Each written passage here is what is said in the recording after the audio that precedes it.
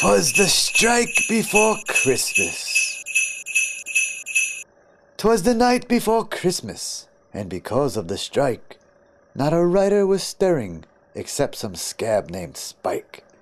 The spec scripts were piled by the mailbox with cheer, in hopes that the ban on selling be cleared.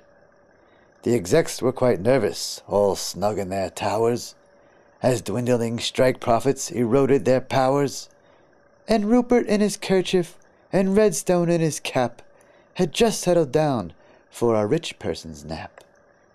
When out before the studio gates there arose such a clatter, the execs sprang up to see what the heck was the matter. Out of their offices they flew like flashes, ran over a few interns and caused a few crashes. The sun off the fake breasts of one female exec caused a luster in the eyes of the writers of Star Trek, when what to their wondering eyes should appear but thousands of unemployed writers with picket signs and beer, and also a little old teamster so lively and quick the execs tried to grab him but just got his protest stick. More rapid than Tarantino curses they came, as writers whistled and shouted and called out their pains. Now Disney, Paramount, DreamWorks, and the WB too, on CBS, ABC, NBCU. To cable, the big screen, and internet, see? You use all the stories we write almost free. A small piece of that pie is all that we seek, from the repeated residuals you collect every week. So up to the studio gates they all flew, with a faggot of signs, and Shane Black too.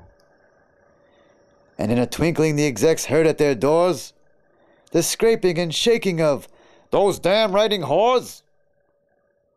As they drew out their lawyers and were turning around, down the chimney Shane Black came with a bound. He was dressed all in fur from his head to his foot, and his clothes were all tarnished with printer ink and soot. A bundle of screenplays he had flung on his back, and he looked like a well-to-do peddler just opening his pack. His eyes, how they twinkled!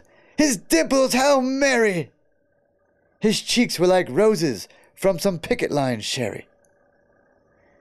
His droll little mouth was drawn up like a bow, as he prepared for a rough verbal row. He was gruesome and grim for a holiday elf, and the execs laughed when they saw him, in spite of themselves. But a wink of his eye and a twist of his head soon gave them to know they had plenty to dread. He spoke not a word, but went straight to his work, filling stockings with scripts. Was he scabbing that jerk? But taking their fingers out of their noses, the execs grabbed the scripts, all written by proses. They were specs and they were great, just what their pipelines needed. Original content, reality TV could be depleted.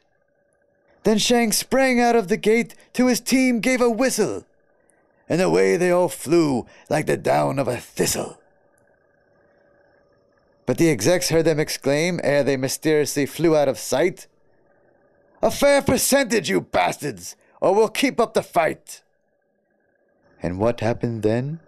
Well, in Who's Whoville they say that the execs' small hearts grew 3 sizes that day.